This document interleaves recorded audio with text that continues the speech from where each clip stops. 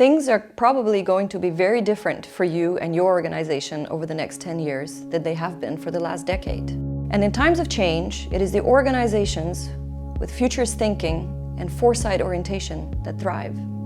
We know this not just from our own experience, but also from research. But foresight as an organizational activity is something that needs time to take root, and it needs room to grow. More than anything, it needs a culture to support and cultivate foresight mindset and foresight habits. At the Copenhagen Institute for Future Studies, we have developed a range of tailor-made training programs that allow you, your team, your colleagues, or the organization as a whole to employ futures thinking and explore the future together. All of our programs are designed by our experts who have years of expertise and a wide range of methodologies that we employ on a daily basis when we work with strategic insight and futures-oriented issues. So why not carve out the time today to engage with the future?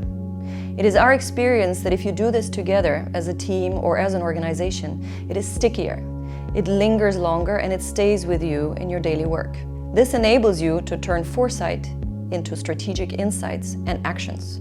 Reach out today or visit our website to explore how we can support you and your organization with the tools you need to get future ready.